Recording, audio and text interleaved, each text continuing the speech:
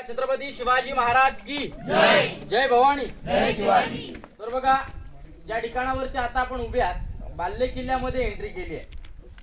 याच्या आधी रायगड पाहिला असाल नसाल, आज प्रत्यक्षात रायगड किल्ला तर आपण आज पाहणारच आहोत. खालून तुम्ही आलात, कमीत कमी एक 1560 पायऱ्या होत्या त्यावेळी. आता 2000 पायऱ्या झालेल्या आहेत. बांधकाम तर चालूच आहे. कमीत कमी 3000 पायऱ्या होणार. रायगड हा 1200 एकर आहे, 100 एकराचा पठार आहे. रायगड फिरायला 3 दिवस लागतात. 3 दिवसामध्ये पाहणं काय होतं, 11 तळाव, 84 पाण्याच्या टाक्या, 48.350 इमारती पाहणं होतं. कॅपिटल राजधानी, पहिली राजधानी राजगड पुणे जिल्ह्यात वेल्हा तालुक्यामध्ये येते. या राजगडावरती आपले महाराज होते. रायगडावरून आजही 8 किल्ले दिसतात. राजगड, तोरणा, लिंगाणा, प्रतापगड, महाबळेश्वर, सोनगड आणि चांभारगड अशा 8 किल्ल्यांचं दर्शन होतं. परंतु रायगडावरून राजगड दिसतो, राजगडावरून रायगड दिसतो. त्यावेळी रायगड महाराजांनी जिंकला म्हटलं तर जिंकल्यानंतर काय, महाराजांनी हा रायगड पूर्णपणे काय बांधलेला नव्हता. रायगड बांधायला 14 वर्ष लागली. हा रायगड महाराजांनी डोंगर जिंकला. डोंगर म्हटलं तर चंद्रराव मोऱ्यांकडून आदिलशहाच्या सत्तेमध्ये काम करत होते. महाराजांनी त्या मोऱ्यांना प्रेमाचं पत्र पाठवलं. पत्र असं होतं, मोरे अहो आपण तर दोघे मराठे आहोत, मराठे मिळून एक स्वराज्य निर्माण करूया. मोरे फार गर्विष्ठ होते, उर्मट होते. महाराजांनी त्याने उलट काय पत्र पाठवलं, अहो तुम्ही कसले राजे, केव्हा झाला तुम्ही राजे, या जावळी पंथाचे घर राजा आम्हीच आहोत. याल जावळी तर जाळ गवळी, उद्या यायचं असेल तर तुम्ही आजच या, तुमच्यासाठी दारुगोळा तोफखाना सज्ज आहे. महाराजांनी 145 निवडक निवडले, जावळीच्या खोऱ्यात पाठवले. चंद्रराव मोऱ्याचा धाकटा भाऊ हनुमंतराव मोरे सूर्याजी काकडे याच्या हस्ते मारला गेला. मोऱ्यांना वाटलं की आता आपला वध होणार आहे. मोरे जावळीच्या खोऱ्यातून निसटले, रायगडाच्या पायथ्याशी आले. 1656 ला महाराजांनी रायगड जिंकून घेतला. 1656 ते 1670 पर्यंत गडाचं बांधकाम चालू होतं. 14 वर्षात बांधलं काय महाराजांनी. 350 इमारती, 11 तळाव, 84 टाक्या बांधल्या 14 वर्षात. पहा बघ, गडावरती तुम्ही आलात किती तासामध्ये? 2 तास लागले की नाही? 2 तास लागले, परंतु डोक्याचा घाम पायाच्या नखापर्यंत 100% पोहोचला असेल. रायगड काय आहे आणि रायगड काय महत्व आहे हे प्रत्येकाच्या लक्षामध्ये आलं असेल. या 2000 पायऱ्या रायगडावरती आलात, खाली महाद्वार पाहिला. या महादरवाजाचा आकार जर पाहिलात, अनेक गड किल्ल्यांवरती जा, प्रत्येक दरवाजाचा आकार एका नागमोडी सारखा दिलेला आहे. नागमोडी सारखा आकार का दिलाय? जर एखाद्या शत्रूने खालून जर तोफेचा मारा केला तर भिंतीवरती आदळेल. दुसरी गोष्ट म्हणजे दरवाजा तोडण्यासाठी कमीत कमी 40 ते 45 फुटाच्या उंडक्याचा वापर करायचे. मधला अंतर 15 फुटाचा आहे. 15 फुटाच्या उंडक्याने दरवाजा तुटणार नाही म्हणून त्या दरवाजा सिस्टम तशी केलेली, त्याला म्हटलेला आहे महादरवाजा. दरवाजावरती जर 500 स्टेप चढून आल्यानंतर एक तळाव पाहिलं, थांबला नाही तुम्ही तिथे, हत्ती तळ पाहिलं.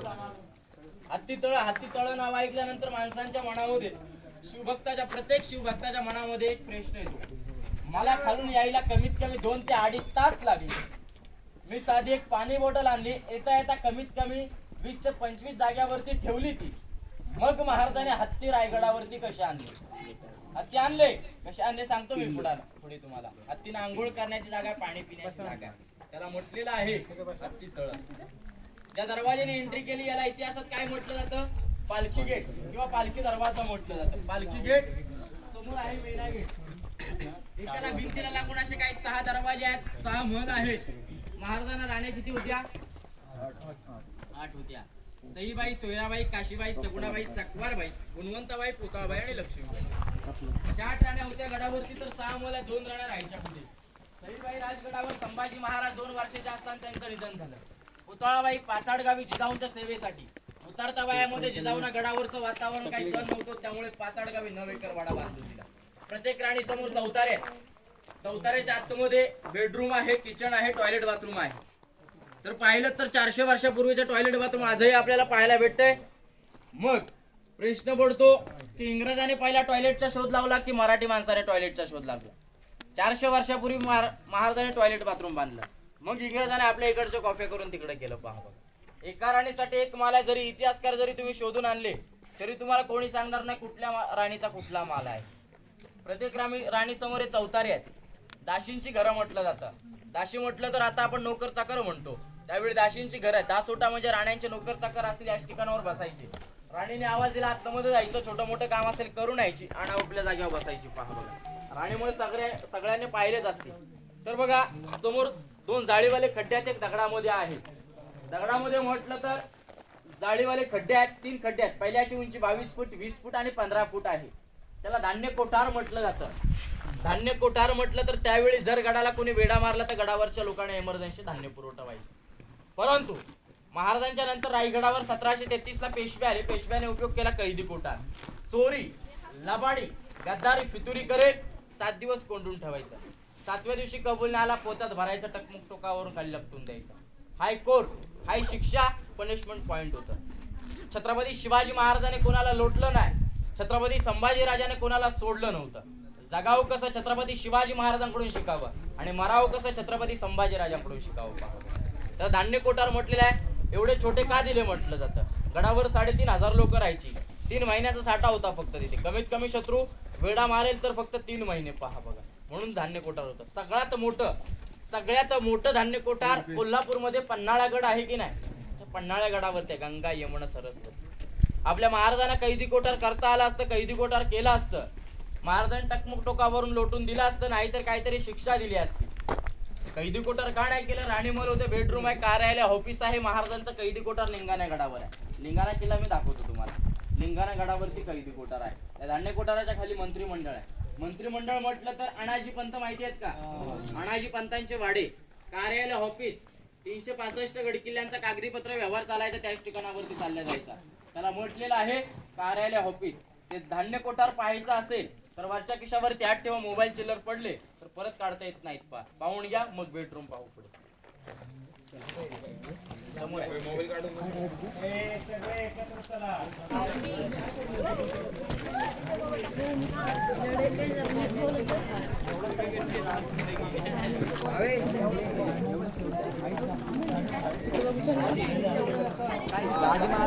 चला निघायचं का पुढे. फक्त खड्डे आहेत त्याच्यात, बाकी काही नाही.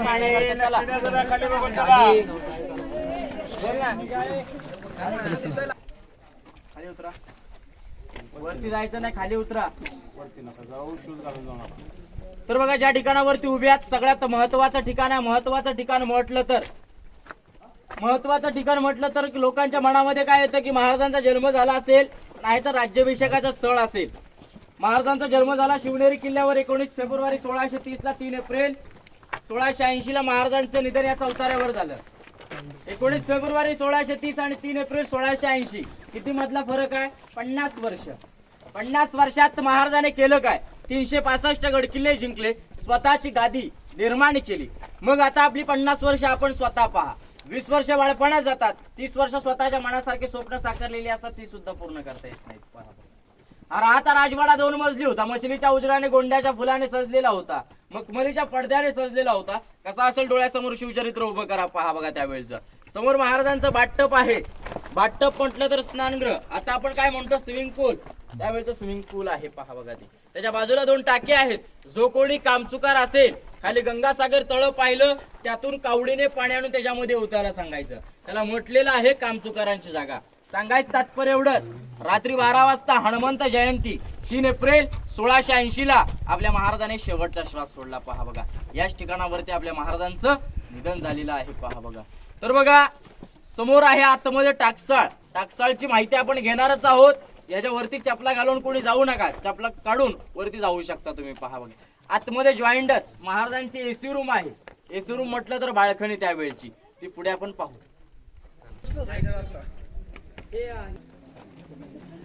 तर बघा आता आपण ज्या ठिकाणावरती उभे आहात त्याला इतिहासामध्ये म्हटलं जातं विजयस्तंभ मनोरे. एक विजय आणि एक जय असं म्हटलं जातं. विजयस्तंभ मनोरे म्हटलं तर आता आपल्यामध्ये घरामध्ये इलेक्ट्रिक आहे, टीव्ही वगैरे सगळं साहित्य आहे. इलेक्ट्रिक वरती कळतं आपल्याला कुठे काय घडतं कुठे नाही. त्यावेळी इलेक्ट्रिक नव्हती. जर आपल्या महाराजाने कुठलाही गड किंवा किल्ला स्वराज्यामध्ये सामील केला तर एका ह्याच्यावरती भगवा ध्वज फडकवला जायचा, एका ह्याच्यावरती महाराजांच्या राण्या हवा खाण्यासाठी यायच्या. गडकिल्ल्यांच्या गावकऱ्यांच्या लोकांना समजलं जायचं आपले महाराज आनंदात आहेत, आपले महाराज खुशीमध्ये आहेत. त्यावेळी इशारा करण्याची जागा होती. समोर आहे आयताकाराची रूम. याला इतिहासात म्हटलं जातं खलबत खाना. खलबत खाना म्हटलं तर गुप्त चर्चा करण्याचं ठिकाण. आता आपण म्हणतो की नाही भीतीला सुद्धा कान आहेत. त्यावेळी इथे आता आपण काय सिक्रेट असेल मित्राच्या कानामध्ये सांगतो. त्यावेळी महाराजांचे गुप्तहेर बहेरजी नाईक छोट मोठ्या गावातून फिरायचे, छोटी मोठी बातमी भेटेल त्याच्या खाली जाऊन सांगायची. 11 पायऱ्या खाली उतरून गेल्यानंतर रूम आहे एवढीच आहे, बघण्यासारखं काही नाही तिथे. समोर तुटलेली इमारत दिसते का, एसी रूम आहे, 5 मजली होती ती, एकावरती एक एसी रूम म्हटलं जातं. बाळखणी विटांचं बांधकाम आहे. टाकसाळ, टांगसाळ म्हणजे कॉईन मुद्रा होण राजमुद्रा छापल्या जायच्या, त्याच ठिकाणावर छापल्या जायच्या, त्याला म्हटलेलं आहे टाकसाळ. पहा बघा समोर 2 इलेक्ट्रिकचे पोल पाहायला भेटतात का. इतिहासामध्ये म्हटलं जातं हिरकणीचा बुरुज, सगळ्यांनी पिक्चर पाहिला असेल. हिरकणी बुरुज म्हटलं जातं. त्यावेळी पिक्चर पाहायला हिस्ट्री माहिती आहे, परंतु मी तुम्हाला सांगतो परत. त्यावेळी दिवस होता, कोजागिरी पौर्णिमेचा वार होता, शनिवार. ती रायगडावरती दूध घालायला आली होती. दूध घालता घालता गडाचे झाले दरवाजे बंद, दांडपट्टे मर्दानी खेळ बघत राहिली. 5:30 वाजले. 5 वाजल्यानंतर दरवाजे बंद झाले. एका माणसाने हलवलं, जा लहान बाळ खाली आहे. धावत धावत जाते, त्या दरवाज्यावरती असतात सांगोजी काटकर. काटकरांना ती विनंती करते की काटकर मला खाली उतरू द्या, माझं 2 महिन्याचं बाळ खाली आहे. सांगोजी काटकरांनी तिला काय प्रश्न केला की माते आता गडावरून फक्त जाईल ती फक्त पाण्याची झोत आणि खालून वरती येईल ती फक्त हवा. मग त्या मातेला राहण्याची सोय खाण्याची सोय वरती केली जाते. तिच्या समोर अन्न वगैरे ठेवले जातं. अन्न काय तिला गोड लागत नव्हतं. डोळ्यासमोर बाळ दिसत होतं. बाळाचा रडण्याचा आवाज कानठिलीवरती पडू लागला. वेडीपिसे झाली. 1200 एकराचा रायगड फिरली. पश्चिमे साईडला कडा दिसला. कड्यावरून खाली उतरली. सकाळ झाली. डोक्यावर सूर्य आला. महाराजांच्या पर्यंत बातमी कळवण्यात आली की महाराज, ज्या मातेला आपण गडावरती ठेवली होती ती माता गडावरती नाहीये. महाराजांना काय वाटलं, कुठे चक्कर येऊन पडले असेल, काही झालं असेल. गडावरती 2 मावळे पाठवले. गडावरच्या मावळ्यांना दुधाचं भांड चप्पल सापडली. तिच्या घरी 2 मावळे गेले होते. तिने बाळाला पदराखाली घेऊन दूध पाजत होती. 2 मावळ्याने तिला पालखीमध्ये गडावरती बसून आणली. महाराजांना काय म्हणते ती की महाराज मला शिक्षा करा, बाळाला शिक्षा करू नका. कारण का आजपर्यंत महाराजांच्या आज्ञा तोडून खाली कोणी गेलं नव्हतं. महाराजांनी त्या बाळाच्या पाटांगीवर हात ठेवला. असे म्हणतात की वा भादरा वा, या वाघिणीचं दूध पी, आईचं दूध पी आणि लवकरच मोठा आणि स्वराज्यात सामील हो. हिरा खुश होते. हिराला महाराज म्हणतात की हिरा तू उतरलीस कुठून, तू रस्ता दाखवशील का. होय महाराज. महाराजांना नेलं. महाराजांनी विचारलं हिरा तू आता आम्हाला इथून उतरून दाखव. नाही महाराज, तेव्हा माझ्या डोळ्यासमोर मला बाळ दिसत होता, आता मला खाली दरी दिसते. हिरोजींना बोलवलं. हिरोजी कड्याला तासा, कड्याचं नाव द्या हिरकणी बुरुज. गडावरून जर एखादी स्त्री उतरून जाऊ शकते, खालून अलगत पुरुष होऊ शकतो. कड्याला नाव दिलं हिरकणी बुरुज. आताची माता काय म्हटली असती, दुसऱ्या स्त्रीला फोन लावून हॅलो घरी तानाबाळ आहे, फ्रीज मध्ये दूध आहे, बाळाला घेऊन पाच, मी उद्या सकाळी खाली येते, अशीच म्हटली असती की नाही. पण त्यावेळीची माता तशी काय म्हटली नव्हती. पहा तर बघा, हिरकणी बुरुज म्हटलं जातं. समोर चौतारे आहेत. याला इतिहासामध्ये म्हटलं जातं दिल्लीचा लाल किल्ला कोणी पाहिलाय का. दिवाणे आम दिवाणे खास वाचून ऐकून माहिती असेल. दिवाणे खास आहे. खास म्हटलं तर खास लोकांसाठी, खास प्रजेसाठी, खास गोष्टी करायच्या असतील, खास लेखी कागदीपत्र व्यवहार करायचा असेल, याच ठिकाणावरती केले जायचं. याला म्हटलेलं आहे दिवाणे खास. समोर या खिडक्या आहेत. याला इतिहासामध्ये म्हटलं जातं टेहळणी बुरुज पहारा करण्याची जागा आहे. खाली तळ पाहिलं का, गंगासागर तळ 35 फूट खोल आहे. वर्षाच्या 12 महिने पाणी असतं, कधी पाणी आटत नाही. गडावरती जरी कमीत कमी 2 ते 2.5 वर्ष पाऊस पडला नाही ना, गडावर पाण्याची कमतरता नाही. छत्रपती शिवाजी महाराजांच्या राज्याभिषेकासाठी काशीवरून गागा भट्ट आले होते. याने 7 नद्याचं 7 समुद्राचं पाणी आणलं होतं. उरलं ते ह्याच्यात सोडलं. गागा भट्टाने याच्याविषयी कविता काय रचली होती, गंगा यमुना आणि नर्मदा, गंगा यमुना आणि नर्मदा यांच्या आल्या साऱ्या बहिणी, आणले 7 नद्याचे 7 समुद्राचे पाणी, झेलिले हे तीर्थ, नाव तयाचे गंगासागर. पहा बघा, याचं नाव दिलेलं गंगासागर तळाव 35 फूट खोल आहे. म्हणून म्हटलं जातं, प्रत्येक ग्रुपला सांगतो की अंधार फार झालाय, अंधार फार झालाय, आता एक दिवा पाहिजे. या महाराष्ट्राला नव्हे तर देशाला पुन्हा एकदा जिजाऊंचा शिवबा पाहिजे. बोला छत्रपती शिवाजी महाराज की जय. भीतीला कान लावायचे नाही, माझ्याकडे पाहायचं. भीतीला कान लावायचे नाहीत. होय, सगळेजण शांत बसता का, 1 मिनिट. भीतीला कान नाही लावायचे, माझ्याकडे पहा. 1 मिनिट शांत दादा, बोलू नका कोणाशी. एक, दोन, तीन.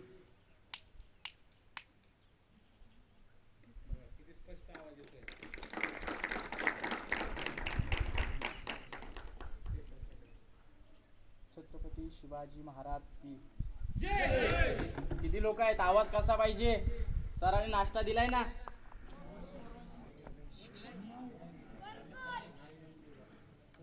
छत्रपती शिवाजी महाराज की जय. जय भवानी. हर हर. सगळ्यांना रायगड दर्शन आवडलं का? छत्रपती संभाजी महाराज की जय. हर हर. राजमाता जिजाऊ मासाहेबांचा एक मिनिट. कागद फाडतो. कागदाचा आवाज आल्यानंतर जय भवानी जय शिवाजी बोला. आवाज आल्यानंतर फाडल्यावरती नाही. एक, दोन, तीन. या पुढे. ज्या ठिकाणावरती आता आपण उभे आहात याला इतिहासामध्ये म्हटलं जातं राजदरबार. राजदरबार म्हटलं तर याच ठिकाणावर छत्रपती शिवाजी महाराजांचा राज्याभिषेक होतो 6 जून 1674 ला. आजूबाजूला 6000 लोक उपस्थित असतात. आपले महाराज पहाटे 4 वाजता उठतात. अंघोळ, अंगावरती वस्त्र चढवतात. आई भवानी मातेचं दर्शन घेऊन, शिरकाई मातेचं दर्शन घेऊन राजमाता जिजाऊ मासाहेबांना मानाचा मुजरा करून जगदीश्वर मंदिराच्या तिथे नतमस्तक होऊन आपले महाराज राज दरबारामध्ये एंट्री करतात. या राज दरबारामध्ये एंट्री केल्यानंतर 6000 प्रजा उठते. महाराजांना मानाचा मुजरा करते. महाराज मानाचा मुजरा स्वीकारतात. महाराज मानाचा मुजरा स्वीकारल्यानंतर समोर काही 4 पायऱ्या आहेत. या 4 पायऱ्या चढताना महाराजांचं अंतःकरण भरून येते. अंतःकरण भरून येण्याचं एवढंच कारण, एवढा आनंदाचा सोहळा कार्यक्रम होता. मग अंतःकरण भरून येण्याचं कारण काय? डोळ्यामधून अश्रू वाहण्याचं कारण काय? ज्याने स्वराज्यासाठी रक्ताचे पाठ घालवले तोच मावळा या राजदरबारामध्ये दिसत नव्हता. त्या पायऱ्या चढताना आपले महाराज नक्कीच आऊसाहेबांना म्हटले, आऊसाहेब, जी पहिली पायरी चढतो ना ही हिंदवी स्वराज्याची, दुसरी पायरी प्रतापराव गुजर, तिसरी पायरी तानाजी मालुसरे.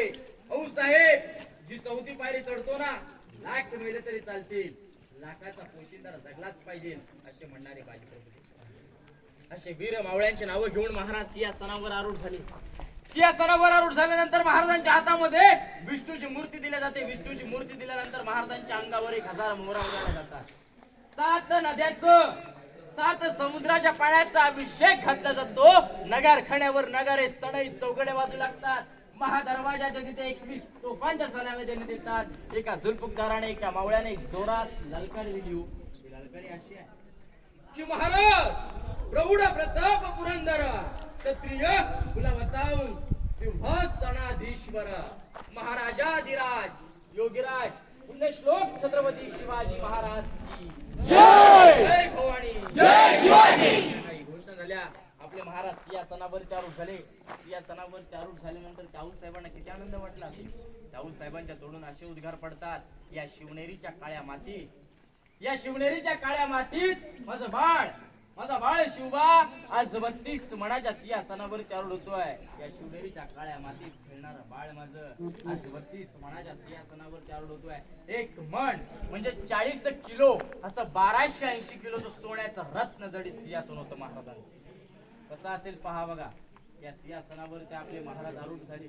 सगळ्यांनी राज्याभिषेकाचं छायाचित्र पोस्टर पाहिले ना?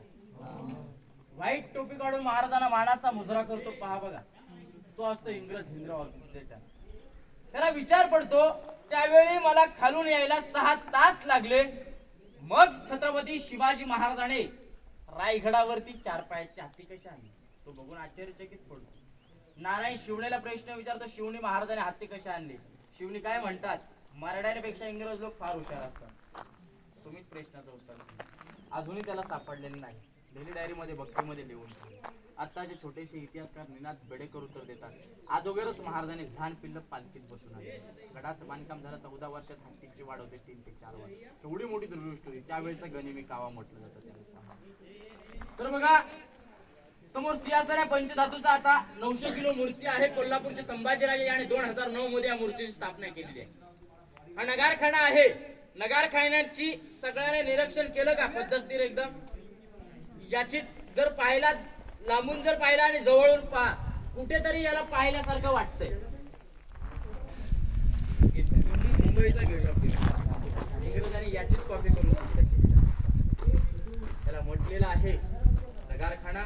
म्हणून म्हटलं जातं की जिजाऊ तुम्ही जर जन्माला आल्या नसत्या, की जिजाऊ तुम्ही जर जन्माला आल्या नसत्या तर दिसली नसते अंगणामध्ये तुळस. की जिजाऊ तुम्ही जर जन्माला आल्या नसत्या तर दिसली नसते अंगणामध्ये तुळस. आणि जर छत्रपती शिवाजी महाराजांना जन्माला घातले नसते, दिसले नसते मंदिरावरचे कळस, दिसले नसते मंदिरावरचे कळस. बोला छत्रपती शिवाजी महाराज की जय. होळी म्हटलं तर आपण सर्वजण शिमग्या महिन्यात होळी खेळतो की नाही? जसे आपले महाराज इथे होळी खेळायचे, होळी पेटली तर आपले महाराज गादीवने उठायचे. होळीच्या मध्ये नारळ टाकायचे. कोणचा बहादर असेल हा पेटत्या होळीतल्या हाताने नारळ काढेल, त्याला हातातला 1.25 किलोचा कडा मानाचा पेटा द्यायची. फक्त संभाजीराजाने काढलेला आहे. संभाजीराजाने ते बक्षीस मिळवलेलं आहे. त्याला म्हटलं जातं होळीचं ग्राउंड पुढे दूरवर पसरलेली इमारत आहे बाजारपेठ म्हटलं जातं. बाजारपेठ त्यावेळी त्याची उंची दिलेली आहे घोड्याच्या उंचीसारखी. घोड्यावरच बसून बाजारात खरेदी केलं जायचं. तिची लांबी 800 फूट, रुंदी आहे 40 फूट. त्या बाजारपेठची रचना अशी आहे, आगे मकान, पिछे मकान, बीच में स्टोर रूम. म्हटलं तर पुढे दुकान, पाठीकडे राहण्याची सोय, त्याच पाठीकडे सामान ठेवण्याची सोय होती. त्याला म्हटलेलं आहे बाजारपेठ. या बाजारपेठच्या पुढे 10 मिनिटं चालल्यानंतर समाधी आहे जगदीश्वर. त्याची माहिती आपण तिथे जाऊन प्रत्यक्षात घेऊया. चलो एवढा बाजार.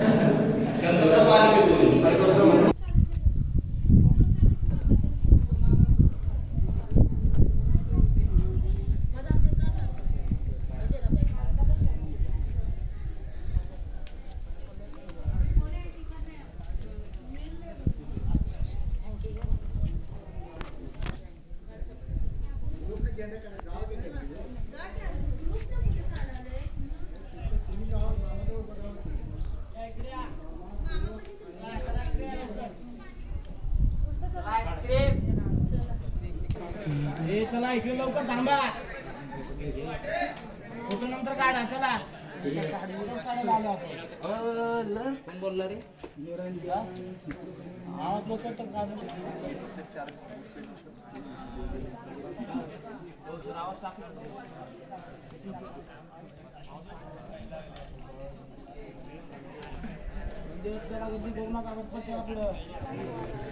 साहिल थांब तिथं.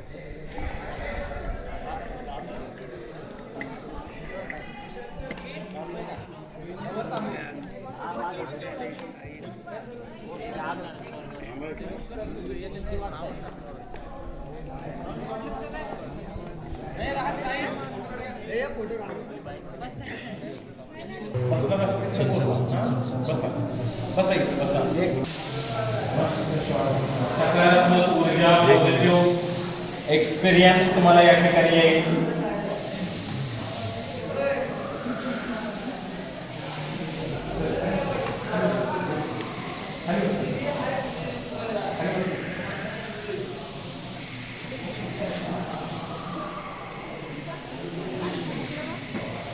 आता नॉर्मल बसा.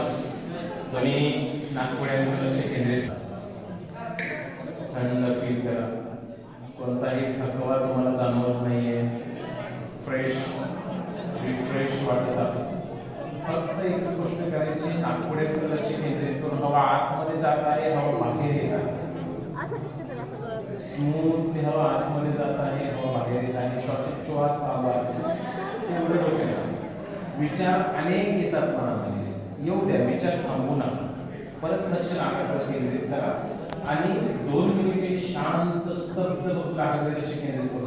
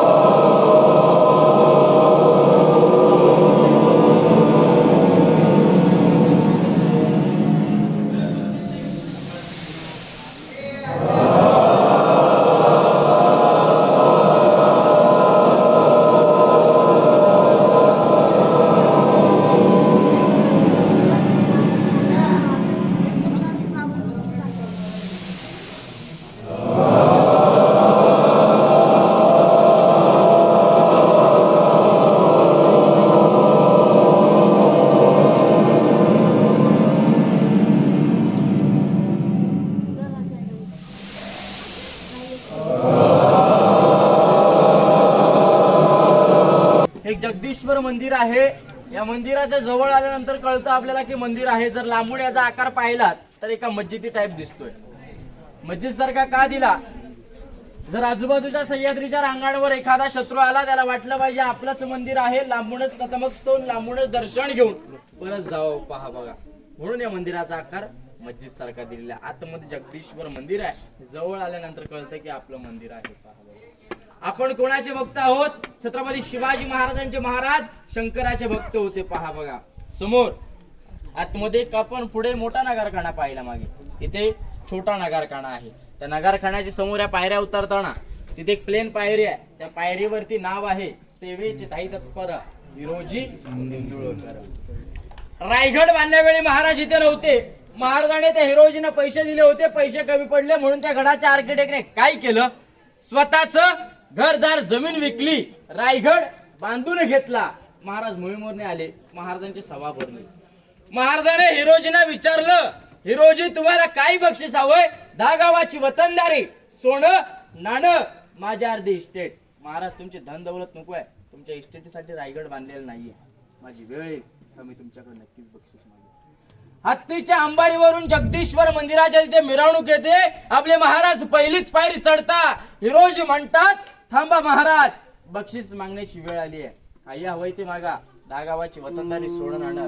महाराज तुमची धन दौलत नको आहे, ज्या पायरीवरती पहिला पाऊल ठेवलाय ना, त्या पायरीवरती फक्त माझ्या नावाची पाटी द्या. एवढंच बक्षीस.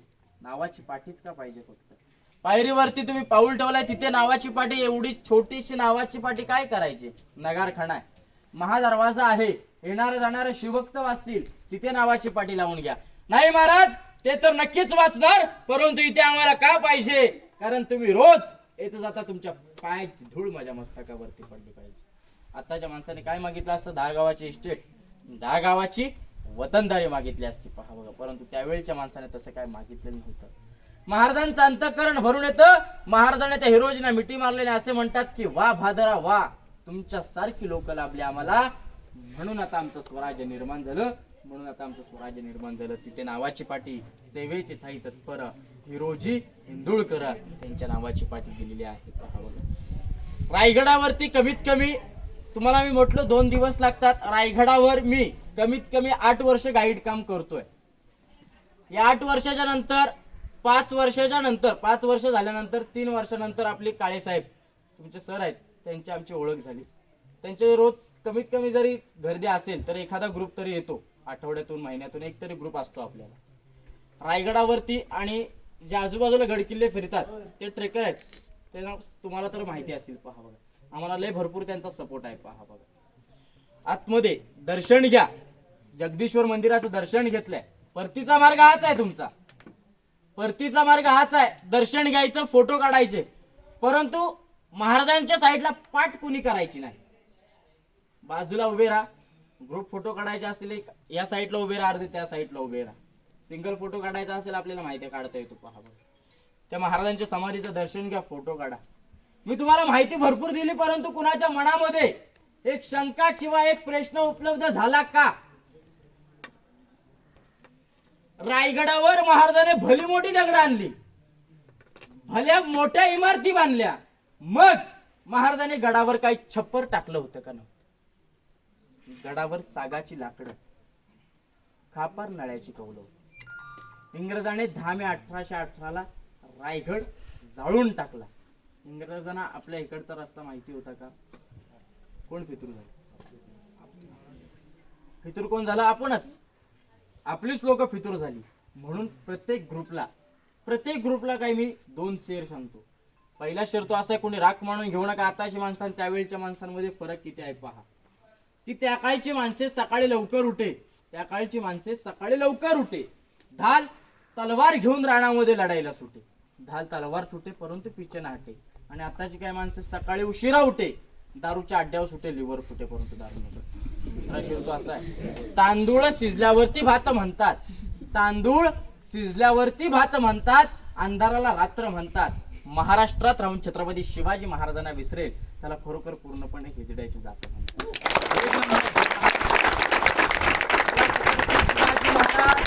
जय भवानी, जय शिवाजी. दर्शन घेऊन प्रतीचा प्रवास चालू. एक नंबर फक्त महाराजांचं पाऊल पडले आपले पाय धुवू नका पडून दे त्याच्या